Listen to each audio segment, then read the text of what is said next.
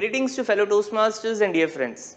Let me ask you, how many of you can wake up 4 in the morning 7 days a week, that too for someone else? What if it was your kids? Most of you will say this is impractical and too much to ask for, right? I became a father just few days back and we are having sleepless nights. Yesterday, my wife heard me bribing my little one when I was saying her, I'll straight away sign the will on your name, but please Baba go back to sleep. Sometimes I wonder if she is doing this on purpose. What if she is keeping us busy all night so that she doesn't have to split the will amongst the siblings? You know, this new generation kids, they are way more smarter than us. One of these days when I was struggling to put my daughter to bed, I remembered a forgotten memory from my childhood.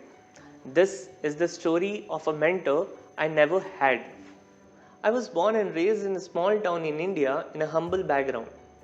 Back then, a leading educational institute, St. Xavier's, thought of adopting few of the poor kids from the adjoining slum into their main branch as a charitable gesture.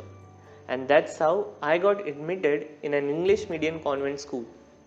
However, as the school progressed, I could not comprehend anything, and I would not dare bother my affluent friends or the unfriendly teachers with my silly doubts.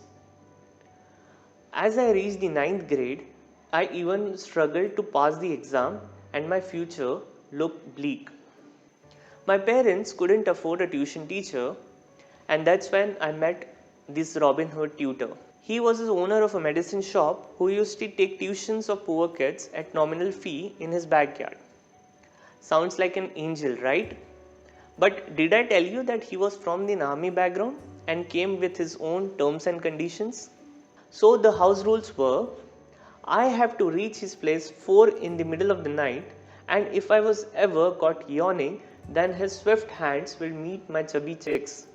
He wasn't a genius in academics, but that got compensated by his ancient ashram technique.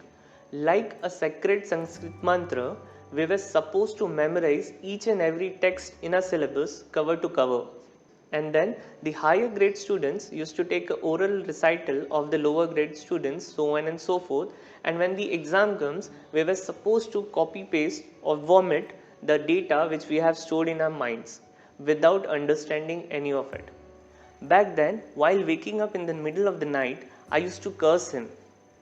Only thing which was in my mind was to stay awake for those 2 torturous hours, but we survived and I scored 87% in my 10th board. I also went on to crack the two of the toughest exam in the world all by myself reading through the second-hand study materials. I got admitted in IIM Bangalore, the best B school in India, where I met few of the finest mentors in the world. We had RBI governors, corporate gurus, and eminent professors as our faculties. They taught all the strategies and tactics there are in the realm of management. When I joined the company in Gulf, my first boss became my mentor in retail industry. So much so that he brought me with him as a merchandise planner when he came to UAE. In my current organization as well, I'm indebted to the current leadership who have always advocated my growth and helped me to achieve the senior management position. So you see, over the years I have garnered so many mentors who are truly world class. They are knowledgeable, experienced, respected, and all the time supported my growth. Now when you compare these mentors with my childhood tutor, it's hardly a match. But if I ask you, was he a good mentor? Let's see. He surely woke up for me 4 a.m. in the morning for 2 straight years. He taught me to chase the impossible with unwavering determination and perseverance. He was dependable, committed, and most visionary person who believed in my future at that time. And most importantly, he taught me to become a good protege and a self-learner. I became adaptable. My willingness to go an extra mile for learning is now exceptional. I know how to reach out for guidance and all the while remaining accountable for my self-growth.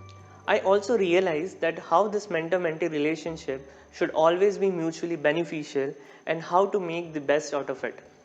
Thanks to Toastmaster, I can now connect the dots.